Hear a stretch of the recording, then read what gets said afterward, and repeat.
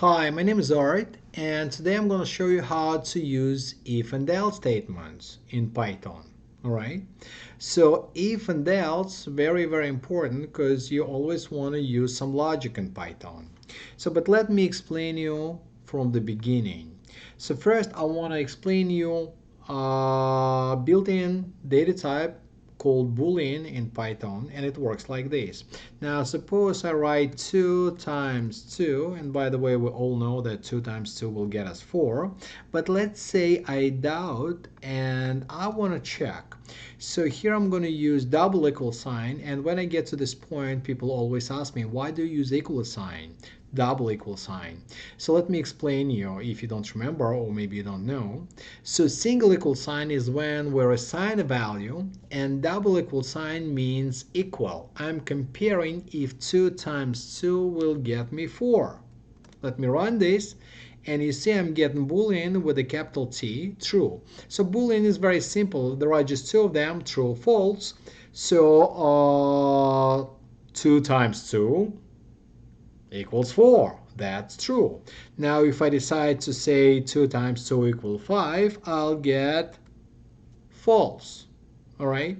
So you see, that's pretty much it. So what Python does, it evaluates this expression and then returns either true or false.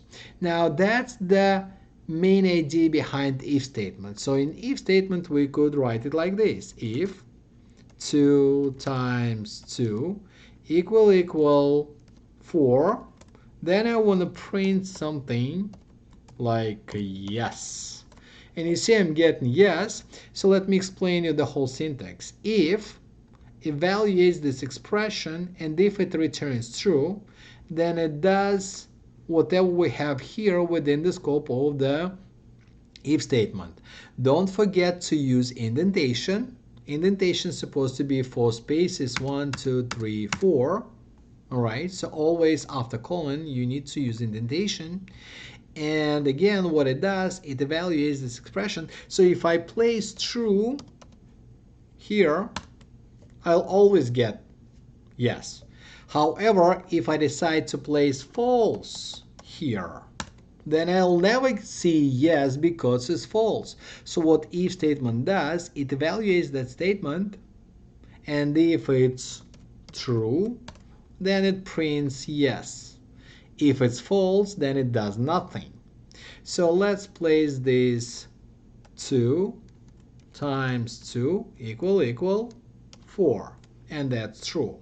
However, we could replace this 4 with a number, and using function input we could ask user pretty much for any number.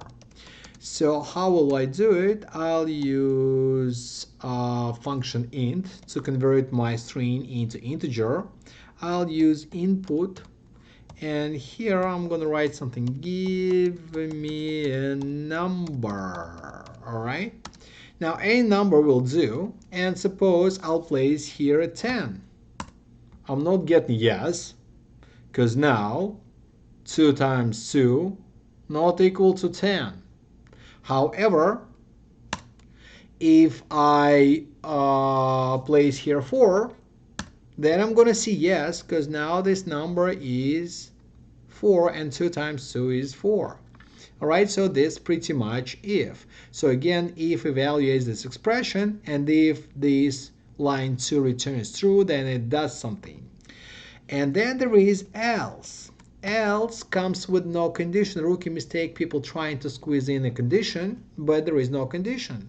So else comes with nothing there, and print, and here I'm gonna do this is else, and I'm gonna do this is maybe just do this else because it's getting too long. So else number.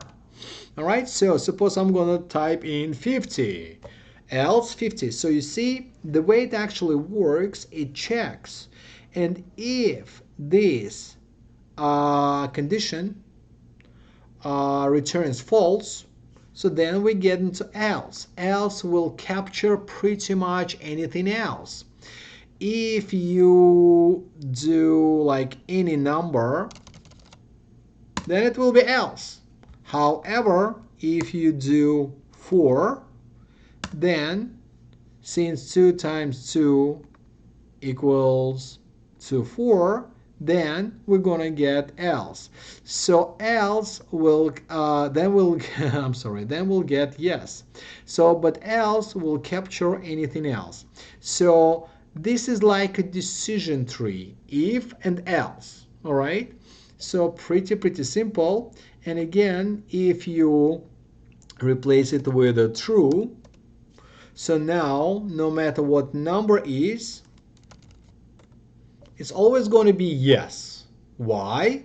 Because it's true. So no matter what we insert there, it always will be true. So it's always will get us something. However, there is another option. We could say if a number is greater than 10, then we want to print yes. Let's run this.